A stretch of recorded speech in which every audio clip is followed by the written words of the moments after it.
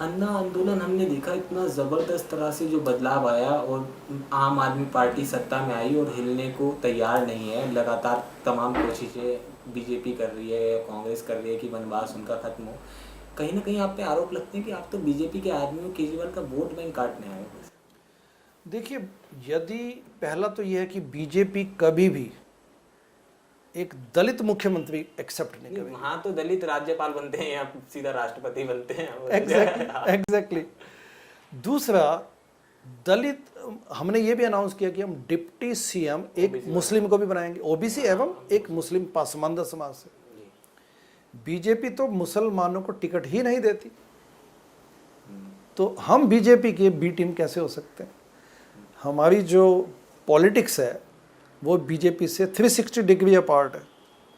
Secondly, मैं 22 सालों के बाद अमेरिका का अपना जॉब कैरियर छोड़ के यहाँ पे अगर किसी पार्टी के लिए बैटिंग करने आया हूँ, तो इससे बड़ी तो कोई मतलब दुख की बात हो ही नहीं सकती। और यदि मुझे बैटिंग ही करनी होती किसी पार्टी के लिए, तो मैं उस पार्टी को ही ज्वाइन कर लूँगा। अपने एक बार केजरीवाल का थोड़ा सा समझाइए। आप तो इतना लंबा समय, कब मुलाकात हुई आपकी केजरीवाल से? केजरीवाल को मैं, आपका दिल्ली आना कैसे हुआ? जी, केजरीवाल को मैं अन्ना आंदोलन से जानता हूँ। ठीक है। और जब अन्ना आंदोलन शुरू हुआ तो हमने यूएसए में बड़े एक्टिवली पार्टिसिपेट किया। शिकागो में काफ़ी इंडियंस हैं, डेवॉन स्ट्रीट, वहाँ पे काफ़ी तादाद में हिंदुस्तानी दुकानें भी हैं, पाकिस्तानी भी हैं, फिर हिंदुस्तानी दुकानें हैं। 15 अगस्त 2012 में हमने बहुत वहाँ पे एक्टिव उस दिन रोड शो भी निकाला अन्ना आंदोलन के नाम पे, आईएसी के नाम। लगता था कि बदलाव आएगा, इंस्पायर्ड हुए मेरे जैसे अनेकों लोग। वैसे विदेश में बैठा भारतीय ये सारी चीज़ें मतलब सोचता, देखता है, मतलब ऑब्जर्व करता है क्लोजली हमेशा।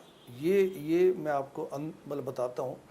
इनफैक्ट एक इंडियन जब बाहर जाता है, एक वो सेटल हो जाए, तो देश के प्रति जो इसके मन में लगाव, पीड़ा एवं उत्साह होता है, वो देखने लायक होता है।